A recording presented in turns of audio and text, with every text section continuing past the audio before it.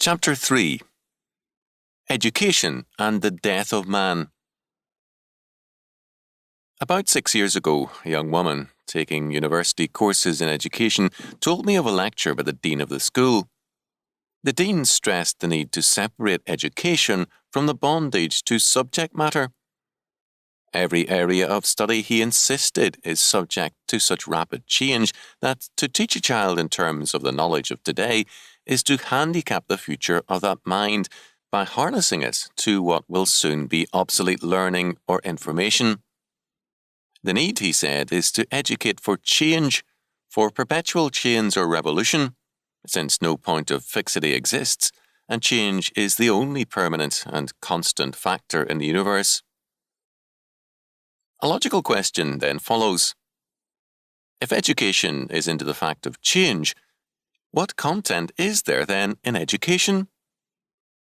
Do we not then have a contentless education, devoid of meaning and data? In a sense, we do, as we face the world. All things are reduced to change and have no other content.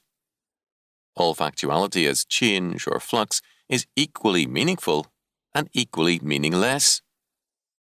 However, a constant factor still remains the ostensibly autonomous mind of man, which, as final judge and arbiter, pronounces all things to be change and thereby defines them.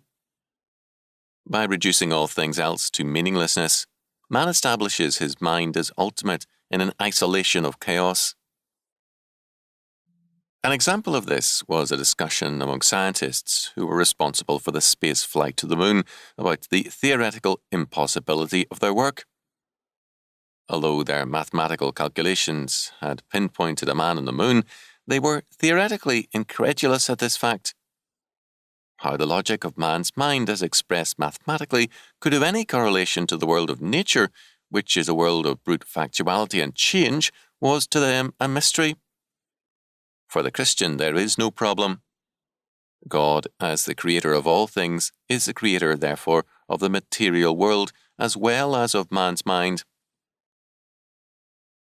There is a correlation between man's mathematical logic and the physical universe because they alike possess a common creator whose laws undergird and bind together all of reality.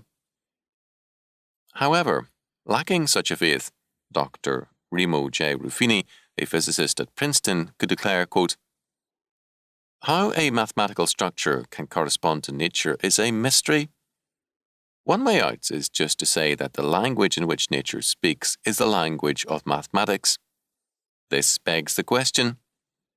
Often we are both shocked and surprised by the correspondence between mathematics and nature, especially when the experiment confirms that our mathematical model describes nature perfectly." End quote. Dr. Ruffini confesses himself to be, quote, shocked, end quote, by the correlation, which he subsequently admits could be solved by positing God, but it does not make him repentant. Apparently, it is preferable to deny the theoretical possibility of a correlation and meaning than to admit the reality of the Creator God. The essence of the anti-biblical position with respect to knowledge is that it is necessary to understand in order to believe. This position is basic to Greek philosophy, scholasticism, modern philosophy, and all other forms of humanism.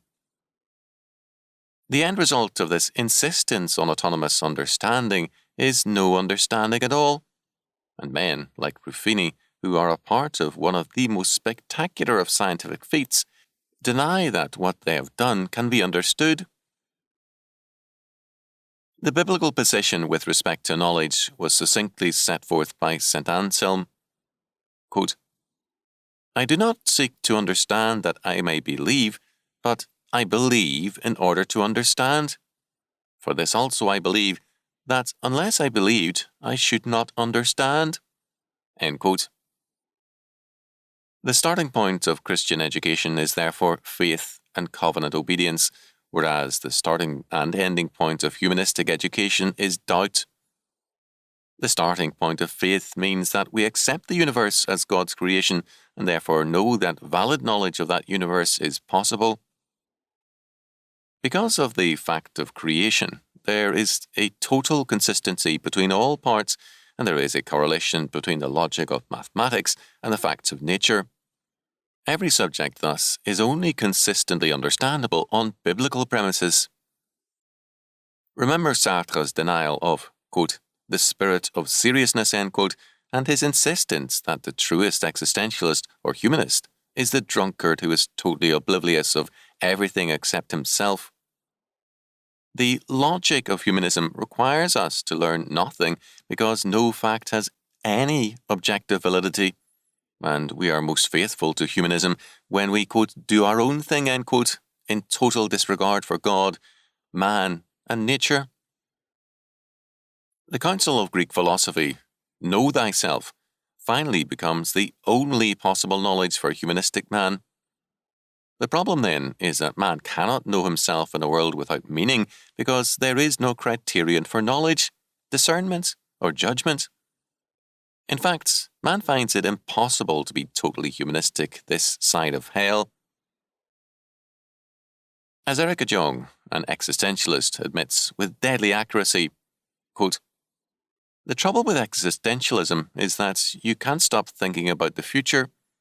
Actions do have consequences, end quote.